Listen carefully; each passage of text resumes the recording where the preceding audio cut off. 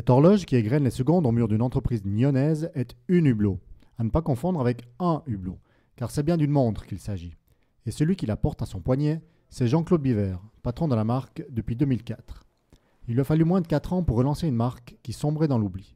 Et aujourd'hui, les stars du foot ou du showbiz s'arrachent les hublots, ce qui était loin d'être évident en 2004. À l'arrivée du nouveau patron, tout était à faire, ou plutôt à refaire. Écoutez, j'ai trouvé une marque qui avait un concept génial, inventé le caoutchouc en 1980.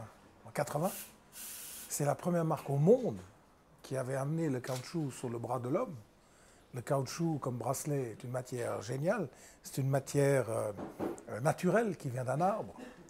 J'ai trouvé une forme de montre qui ressemblait à un hublot de bateau, et j'ai retrouvé une marque qui était en train de vieillir parce qu'elle ne s'était pas renouvelée. Et en 2004, le chiffre d'affaires était de 26 millions, avec des pertes de presque 10%, 2,6 millions. Et donc c'était une maison qui était prête à être reprise en main et à être développée. Avec des hommes, avec des femmes, avec du personnel compétent, avec du savoir-faire, avec des idées et surtout énormément de travail. Le travail, beaucoup de créativité, toujours être différent, être innovant, toujours être devant, sortir des sentiers battus, amener de l'innovation. Nous, on est l'art de la fusion dans l'horlogerie. On est ceux qui arrivons à interpréter la tradition, mais avec le modernisme. Et donc, voilà comment on arrive. Et après, il faut aussi un peu de chance, beaucoup d'aide. Et nous, on a eu le travail, la compétence, la chance et l'aide et la créativité. La marque, on l'a faite. Si vous voulez, quand on est arrivé en 2004, la marque ne voulait plus rien dire, puisque c'était quelque chose qui était en train de s'arrêter presque.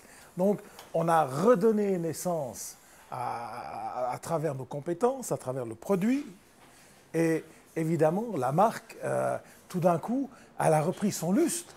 Et aujourd'hui, la marque s'appuie sur un savoir-faire, sur une authenticité, sur une créativité, une capacité constante d'innover.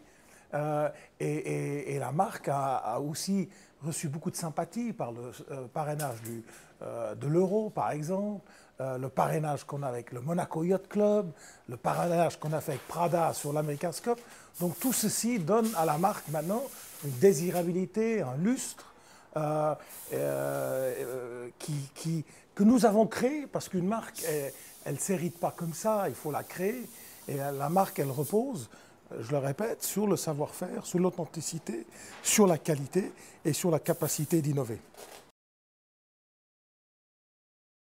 Le vigneron qui ferait le meilleur cornalin du monde, puis qui ferait 10 000 bouteilles par année, sans marque, sans étiquette, une bouteille vierge, il n'y a rien.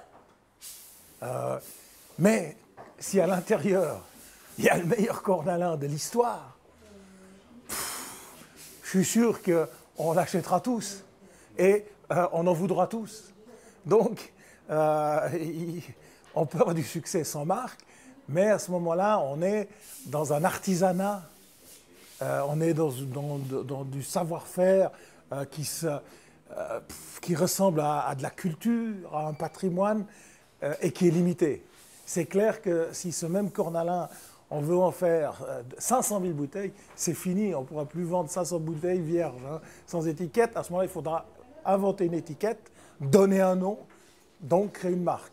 Mais si je fais 10 000 bouteilles, puis que je fais le meilleur du monde, dans la plus pure tradition, avec le meilleur soin, avec la meilleure œnologie, je vends mes bouteilles vierges d'étiquette et j'ai du succès.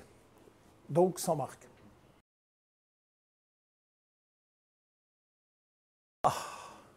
Ça, c'est comme les étoiles. Mon fils me demande où est-ce qu'elle s'arrête, elles vont où J'espère qu'elle ne va jamais s'arrêter, l'étoile. J'espère que l'étoile se transforme en soleil. Parce que toutes les étoiles sont des soleils. Et Et j'espère que Hublot deviendra un soleil et que Hublot sera digne du Swiss Made, que Hublot donnera de la satisfaction et de l'emploi et que Hublot donne de l'émotion, du rêve et du plaisir à ceux qui les portent.